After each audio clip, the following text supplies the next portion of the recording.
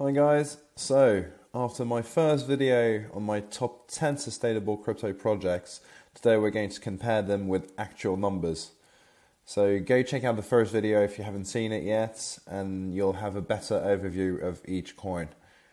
Here we're going to see the market cap via the fully diluted market cap, the transaction cost, the transaction speed, the number of transactions per second, and finally the actual energy costs. So let's jump in. As a reminder, the coins are in descending order of market cap ranging from $40 billion to $2 billion.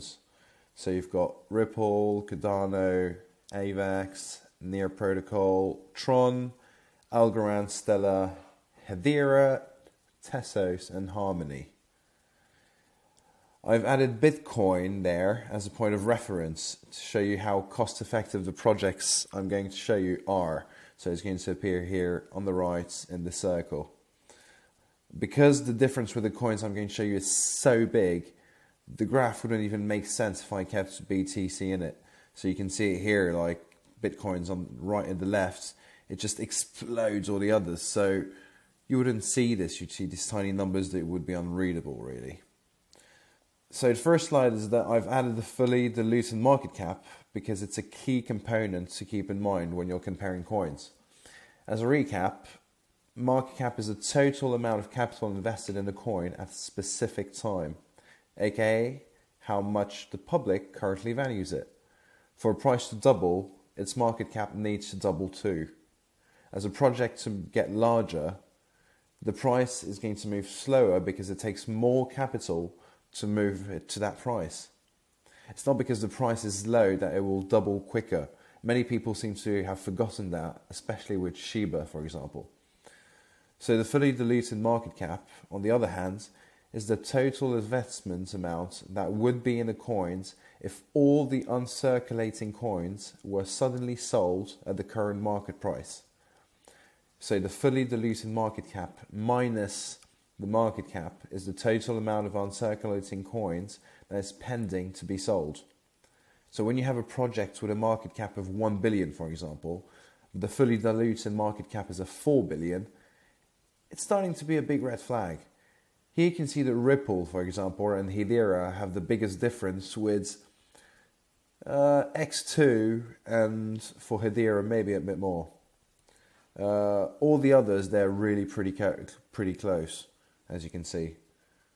Ripple, Cardano and AVAX remain by far the biggest of the 10 projects, as you can see here, with a market cap that's over 3 times bigger than the number 4 and onwards on the list, so Near and all that, which are around 6 billion for each of them. And the lowest, Harmony, is at 2.3 billion. Next, we have the transaction fees.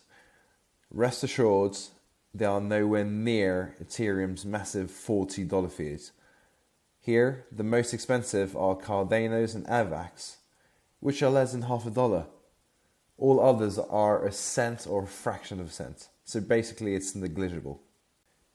Now we can start looking at the actual sustainable numbers, which is why you're looking at this video. Starting with the numbers of transactions per second. The more transactions you can do in a given time, the less electricity is needed for each transaction. Simple maths. Avalanche, Stellar are the clear winners, as you can see here, with a maximum transactions of 5,000 or close per second. Ripple, otherwise known as XRP, Tron and Harmony are in the middle field with about 2,000 transactions per second.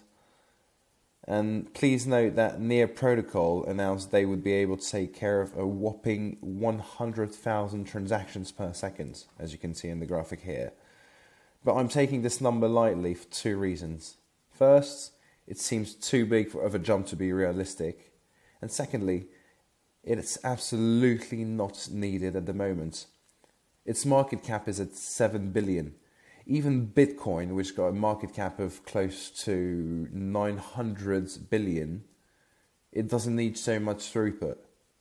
That would be like needed to deal with 6 million transactions per minute. We're nowhere close to it. So all these are already very, very quick.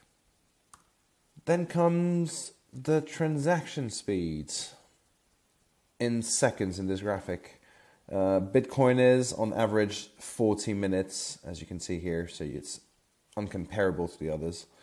So bear in mind that this top 10 remains quick, all things considered. The slowest is Tezos that you've got here, with a minute per transaction. Cardano, Avalanche and Near are on the top 3 with a second for each transaction. So super, super quick. And last but not least, let's look at the energy costs of each coin. To give you a perspective, Bitcoin is at 2,200 kilowatts per hour, as you can see here. So it smashes the other one. It's not comparable. Look, you just see it. It's crazy. If we take it down a notch and take Bitcoin out of it, let's look at it. So in the top 10, going from the most consuming to the least consuming, we have by group first Cardano, Algorand and Harmony with about 0.05 kilowatts per hour, which are here, so the most consuming in this list. Ripple and AVAX with 0.01, which are here. And then you've got Near, Tron, Stellar and Hedera. That's a value that's so insignificant you can't even see them in the graph.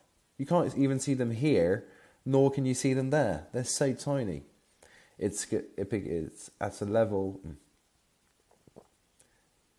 because it's at 0.001 kilowatts per hour. That's absolutely nothing. It's 100 times less than Ripple or AVAX. So here it's 100 times less than here. And it's 22 million times less than Bitcoin. Here you've got 22 million of these that would fit there. Spectacular. So there you have it. It's a comparison between my top 10 sustainable coins. I didn't pick a clear winner for a reason. First, because it's, all things considered, they're much more sustainable, cheaper and quicker than Bitcoin. And secondly, do your own research. Don't only look at what is the absolute greenest project. Look at the actual project, its purpose, the team behind it, its competitors. It's always, if you find this video...